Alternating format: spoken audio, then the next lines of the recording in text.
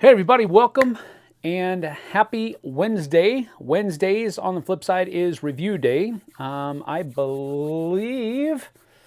think I had a review go up this morning on the Dice Tower, and we usually do live reviews here on the flip side. So Wednesdays is review day for me. So Tom is here. Good to see you. Hello, hello. Flesh to Dust. Good to see you too. Thank you. David Brownlee. Hello, hello. And remember, every time Sam says Vincent to trait, you have to take a drink. No, please don't do that. I'm only going to say it once because I didn't say his name, he is the artist of this game. But I guess I've only said it once. I haven't said it twice, so because I had to read it. That's not fair. You made me read what you said there, David. That's not fair. All right. Well, I've got my water too. Stay hydrated, folks. All right. I've got my flavored water, coffee flavored water right here. So let's go ahead and we'll try to make that a thing. All right. Well, here we have it. We are going to be talking about Wine Cellar. Now, this is a prototype copy of the game. They sent it to me because they know I am a big fan of that artist who has yet to be named. No, I want you to hydrate. Vincent Dutrait. So, yeah, let's go ahead and do that. So, that person is my favorite artist in board games. And just there's something about his style that really resonates with me. I love his use of colors, how he can make them glow and shine. There's just something about it. So I really enjoy that artist's work. And when I saw that this was coming out, I reached out to Chad Elkins and I said, please, please, please, please, please, please, please, please, please, let me take a look at it. They were gracious enough to send me a prototype copy of both this and Grand Central Skyport.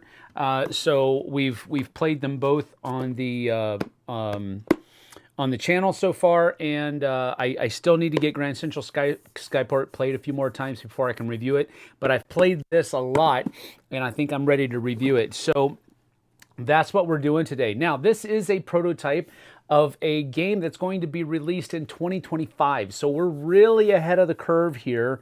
And, but I really want it to be because I think this is a fun game. It's a great design, a little bit of foreshadowing here, and it looks great. I'm a huge proponent of aesthetic games. So please take that for what it's worth. I usually don't like to harp, if I can use that word, on this idea of always wanting to look forward to the newest thing that's coming out there. We have Tuesdays that is kind of reserved for older games and giving them a spotlight of older games. And then the rest of the week is kind of business as usual, so to speak, because we do want to try to inform you on those games that we do enjoy, whether they're new or old.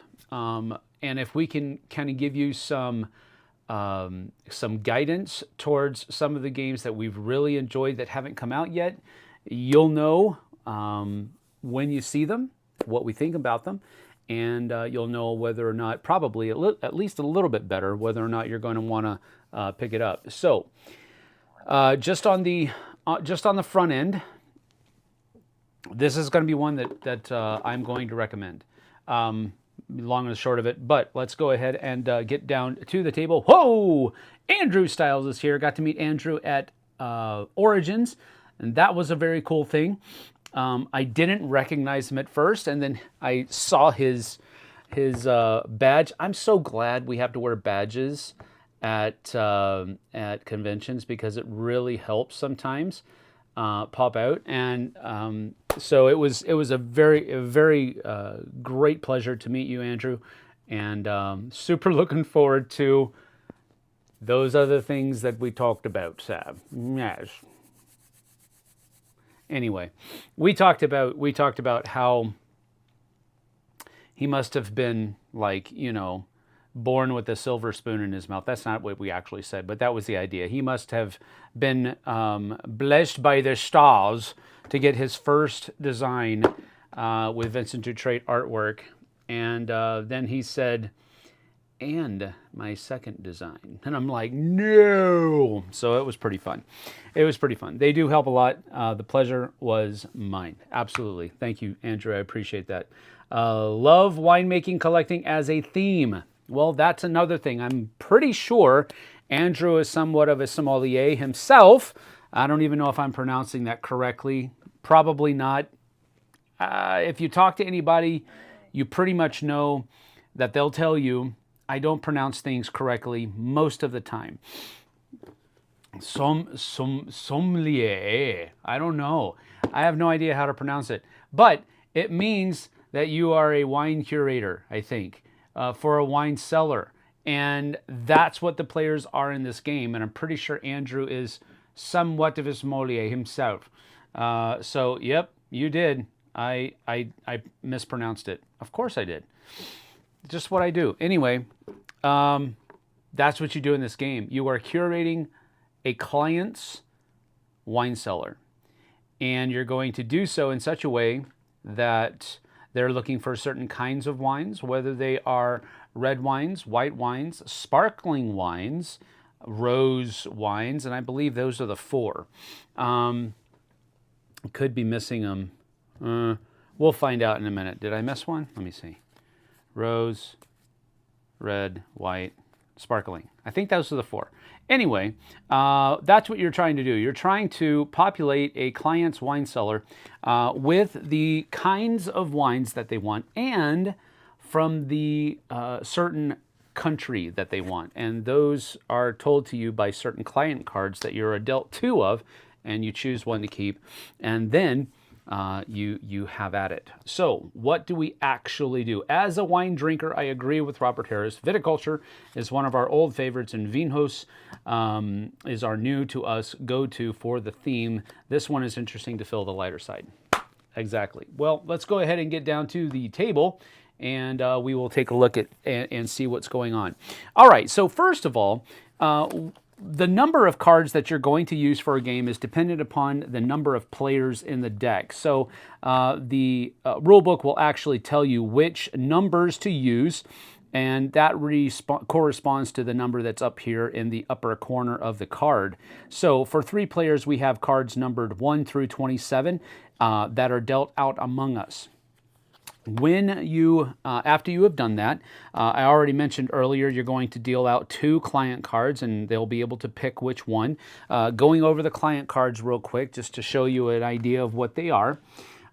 You will have, first of all, up at the top, a couple of different kinds of wines. This one is a sparkling wine and a red wine, and that is the number of points that you're going to get for every this kind of wine that's in your cellar at the end of the game, and so forth over here.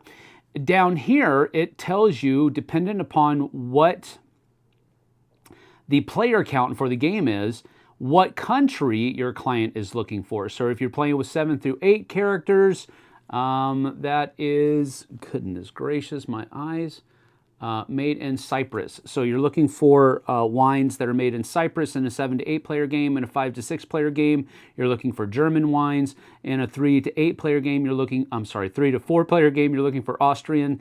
And in a 2 player game, or in the solo mode, because the solo mode uses this one, you're looking for American made wines. And each one of those wines, whichever player count you're in, each one of that country's wines will give you 3 points at the end of the game.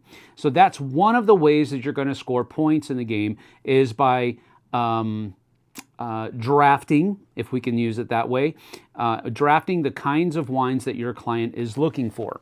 Now, the other way that you're going to score points in the game is based upon where each wine bottle falls within your wine collection. So, for example, let's say that a person drafted this card first. We're not going over how the game plays yet. We're just saying you got this card, you're going to put it into your wine cellar. You're always going to store it horizontally because that's how you're supposed to store wines, and that's where it goes. Now, the next time you you draft a wine bottle into your cellar, you can either put it on top of the one that you just did last turn or below it. All right. So let's say that I'm going to go ahead and put this one right here below it. I'm sorry, above it, and then that will be good to go. Then when you do another one, you can put it again below these two or above these two. You cannot split it and put it in between. All right, so the reason that's important is because the number of points you're going to get from each wine bottle that's in your collection is dependent upon its slot. So for example, if this one was my 8th slot, it's going to give me 8 points. This one would be my 7th slot, so that would give me 8 points as well. This one would be my 6th slot, and it's going to only give me 4 points. But if it were in my 2nd spot, way up further, then it would give me 8 points as well. So depending upon where your wine bottle falls within your cellar, that's how many points it's going to get you. All right, so that's how you're going to gain points over the course of the game, or rather at the end of the game, is first of all, points derived from your client card, and second of all, points derived from where your wine bottles are in your cellar. And that's how you gain points. Once everybody has drafted their 8th wine bottle, the game is over, and you tabulate points. Whoever has the most points is the winner. Now, how do we actually draft these cards? Well, we each are given 8 cards, 8 wine bottles at the beginning of the game, and they all have those numbers on them. Those numbers represent your bidding power for whichever hand you're going to be using them for. So, for example, if I'm looking here and I want white wines or sparkling wines, and then for a 3-player game, I want wines from Italy. So there is an Italian one out there. Maybe I want to go for that one. So maybe I do, maybe I don't. You all have the knowledge that the cards that are in the game number from 1 to 27. So that tells you what your bidding power looks like. I have pretty much a pretty strong low end with this 2, 3, 6, and 8. And then my upper end is also not that great as well. So do I think that I want to go after this? Maybe, maybe not. Maybe I just want to use a 22. It's kind of high, but it's not the highest that I could probably muster. Each other person would put in a card from theirs. Once everybody has chosen, we flip them over. And that tells us what everybody did. So I played the 22. This player played a 19. This player played a 1. They clearly didn't care for any of these things. I played the highest, so now I get to choose which one of these I want. I definitely want this one, so this one comes over here into my stash. And then, you know, they're going to take this one, and they're going to take this one. The ones that we played are now going to become the wines that are bid on next round. All right? So now let's see what I have here. I want white wines and sparkling. So these two are ones that I really want, but neither of them match the country that I'm looking for, so maybe I don't really care about that. But I am going to get an extra point out of sparkling wines than I am out of white wines, so maybe I want to go after this Spanish white wine over here. And so I say, you know, I don't really care. I could go for either of those, so maybe I'll go for something like that. And then these people pick out a couple of more. Once you turn them over, and we see who it is. All right, so 10, 11, 14, they get to choose first. Well, we'll go with, wow, that's really, that's really not good. This is bad for them. Okay, we're going to go with this one, and they're just going to keep it right there because it's going to get them 5 points if it stays in that spot for right now. They get to choose next, and let's say that they take this one because I get to choose, and I'm going to take this one right here. And so this is possibly going to go underneath because at this point, if it stays my second and my third, then that's 8 and 8 points, so maybe that'll work out pretty good. But this continues to go. Let's see. Wow, those were a couple of really not good picks for them. Anyway, these come in here and stay like this. And we continue so forth and so on until we all have 8 cards in our cellar. We tabulate points using our client card and using the points that were derived from where our wine bottles are in our cellar, and whoever has the most points is the winner. That's how the game goes. So, you want all those countries in a 7 to 8 player game. All those countries. After all those bottles, whoever can still tabulate the score.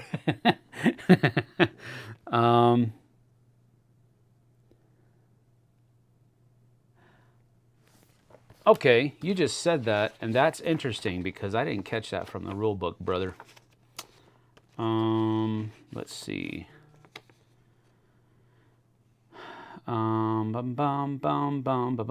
Each player now reveals the client card that they chose at the beginning of the game and adds points based on the type and national origin of their wine bottles. For example, in a 2-player game, the client card with the right will score 12 points with collection above.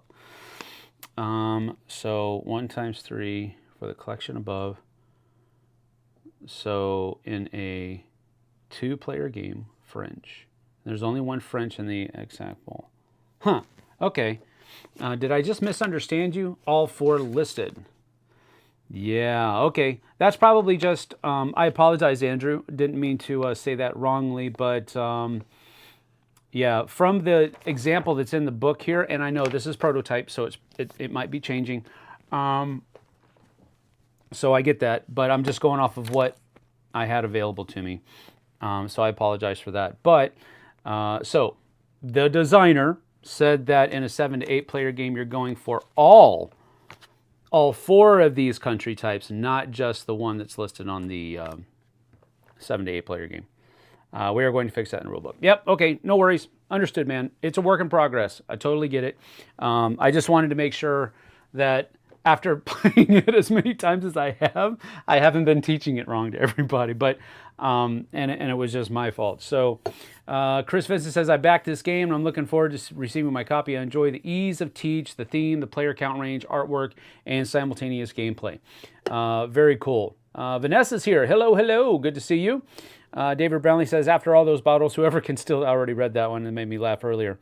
The game goes up to 8. Yes, 8 players. That is correct. We're going to fix that. Very cool. All right. So what are some of the things about it? Well, off the top of the cuff here, the artwork is great. Now, I usually am a huge fan of Vincent Dutrait's artwork. Go ahead. We already did it. And usually that's because I really enjoy how his people and how his characters look. There aren't any characters in this game, but his use of, I don't know what you call it because I'm not an artist, but my goodness, the way that some of these bottles like glisten and shine, they actually look real. Like if I'm just glancing at it, I know it's a picture. Don't get me wrong. I'm not a moron. But these are super detailed. And it's just really cool. I love the artwork. I know it's just wine bottles, but still, it's such a good look. It's such an aesthetically pleasing work that's been done on the artwork. It's great. I also like the some of the small graphic design choices of and kind of attention to details. You store wine bottles horizontally, so that's why all of the numbers are set on there horizontally and not vertically, so to speak. So I really enjoy that. I like the fact that you're working for a client and you're not just trying to stock your own wine cellar. You're trying to stock a client's wine cellar. I like the just little tiny things in the graphic design, in the artwork. I really enjoy it. Now, Chris has stolen some of my thunder here, so if I sound like I'm using his post as my cheat sheet here, I apologize. But he has mirrored a lot of the things that I've already noticed about this game. First of all, the solo mode is fun, and that's something that I'm usually, well, let me put it this way: I'm becoming more and more of a proponent of solo mode games, because I find that I'm trying to, or I'm needing to, teach myself the game before I can play it with other people, and using a solo mode to do that is very simple. Now I will have already read the rest of the rules, because often the solo mode rules will say something to the effect of, you play the game just like you would a normal game with these few changes. So you have to read the whole rules in order to play the solo mode. So that's neither here nor there, but the solo mode in this is actually pretty fun. And the fact that it goes all the way up to 8 players, it can be very versatile, very useful in game night situations for a number of different reasons. The first reason that comes to mind, you have some newcomers and you want to kind of ease them into the night, not put them into a game of terraforming Mars right off the bat. You know what I'm saying? So you you sit them down and you play a nice game where you can talk to them and you can get to know them a little bit better. I think this is the kind of game that would actually absolutely shine with that. But the flip side of that is also true. You can sit down with a bunch of seasoned gamers and really take this game to task as far as its strategy elements are concerned, and what the bidding numbers are that are out there, so you know how strong or how weak your hand is, and you can use that and try to leverage it against. You can try to figure out what everybody's looking for based on what they've been bidding high on, and all of those kinds of things that seasoned gamers do. You can definitely go down that road with this game. So it does have going for it an ease of teach and an ease of play, but it also has that that other aspect going for it, to where newcomers and seasoned gamers alike should, at least on some level, enjoy this game for its simplicity, for its nuances, whatever it might be. But that is definitely something that I noticed right off the bat, that it was very simple, very easy, and yet also challenging, engaging, and in a kind of trick-taking game sort of way. But it's not a trick-taking game. It's an auction bidding game, but I think it's a really fun thing. Secondarily, or rather thirdly, I've already done 2. Thirdly, how fast the game plays is a huge proponent for me, because sometimes card games in the past just overstay their welcome, because sometimes the points are derived from how good or bad you do in the game. And sometimes when you do good, you get points, but you don't possibly get a lot of points because somebody else did almost as good as you. That's not really the case here. And you're not taking turns after every round is over, scoring points. You're just waiting until the end of the game. So it's a very fast clip game where you play cards, take the cards that you've earned. The simultaneous play of it is also very enjoyable. Instead of, I don't know what else would have been used, it just seems like it should be, boom, flip it over. And that's exactly what it is. So it's just so fast. It's so simple.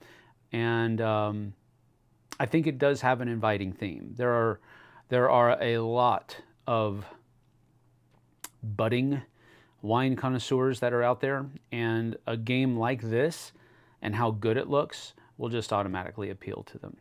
And even if you're not a wine connoisseur, it still looks really good, and you're familiar with the idea of having and curating a wine cellar.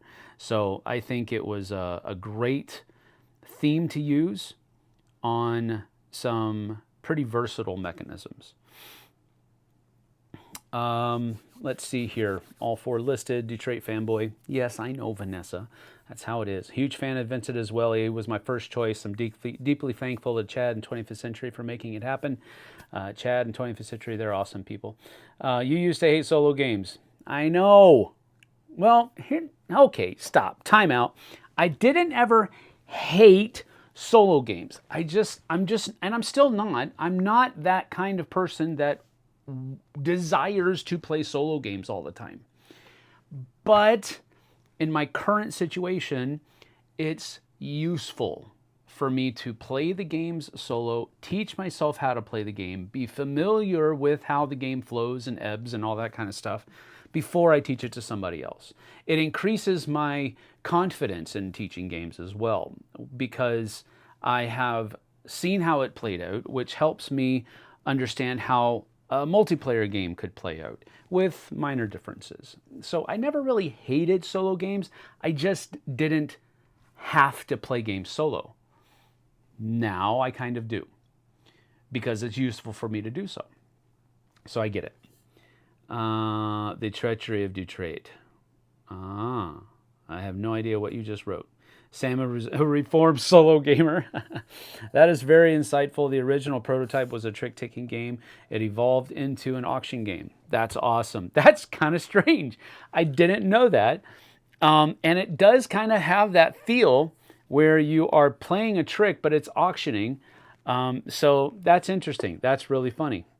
It is better now. I really do enjoy this the way it is, because there are a great slew of trick-taking games that are coming out right now. So I'm glad that this one isn't one. I don't know that I would have disliked it as a trick-taking game, but I think it is pretty cool that that it isn't, because it just further differentiates itself from the rest of the pack. I think the artwork that you've been able to put on it really helps differentiate it from the rest of the pack. I think the size of the cards, whereas I think probably that would rub people the wrong way, because who's going to find card sleeves this size, right? I'm not worried about that. But I can see that there might be people that would be.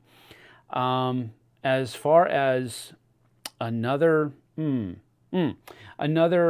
pro, I was concerned after reading the rules that it would be difficult to add up, difficult to tabulate your points, and it really isn't.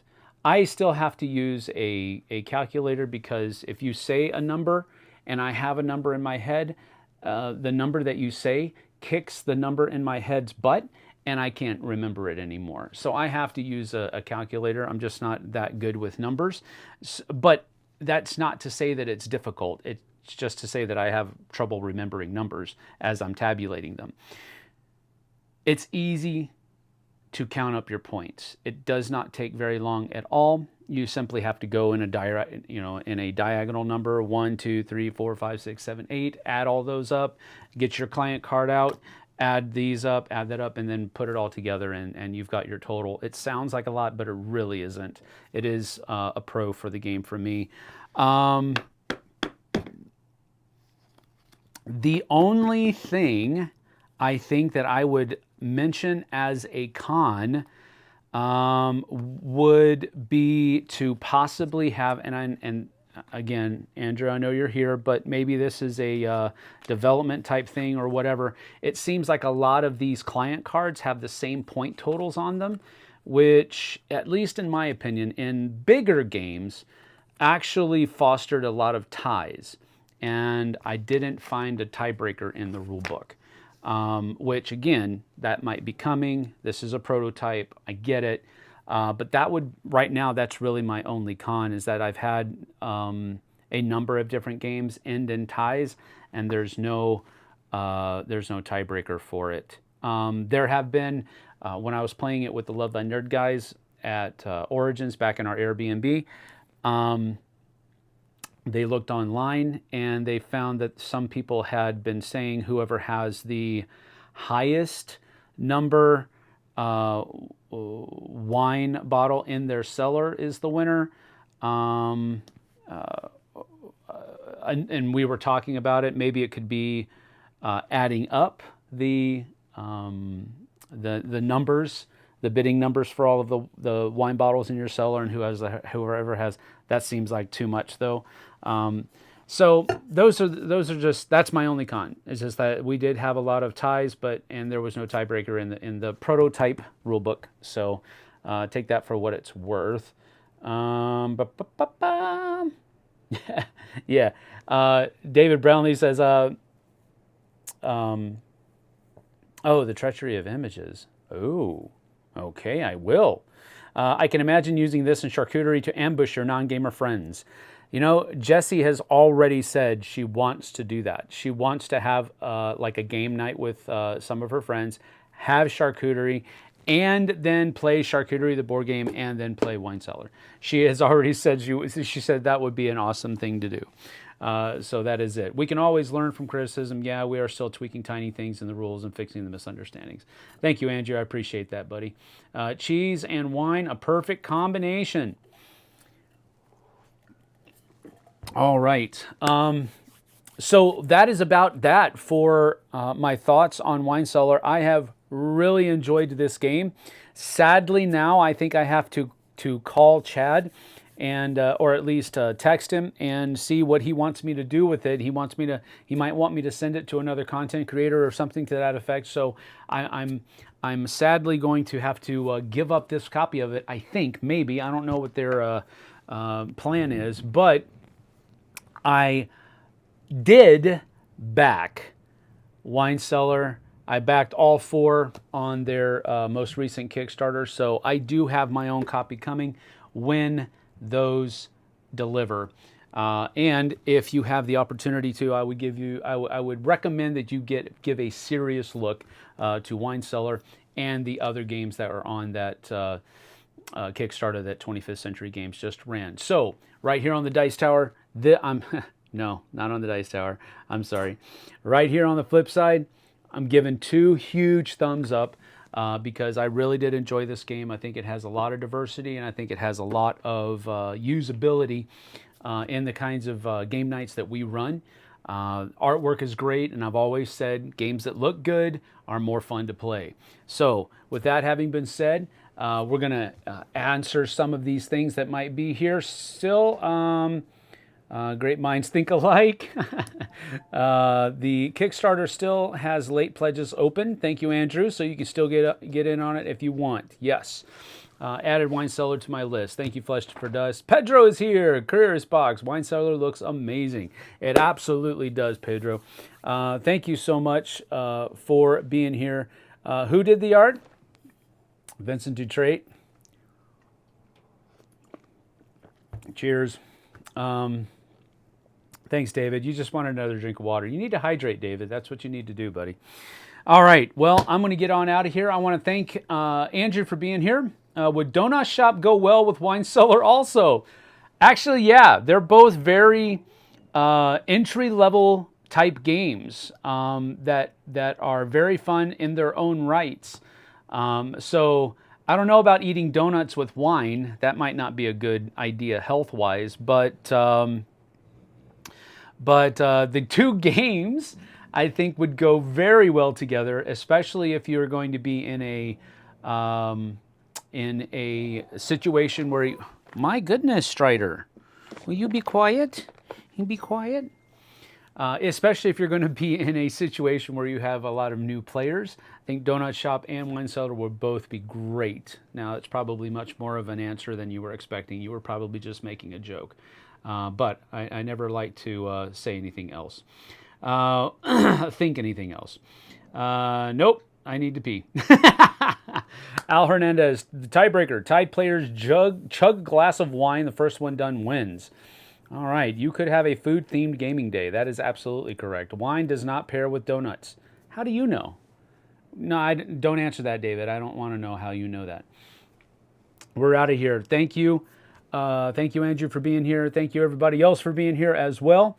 Yes, it can be paired, but you have to be more careful. Oh, my goodness. All right, guys. We'll see you guys and gals on the flip side. Come on back for solo playthrough day tomorrow. I'll be scheduling that tonight. So we'll see you guys and gals on the flip side. Take care.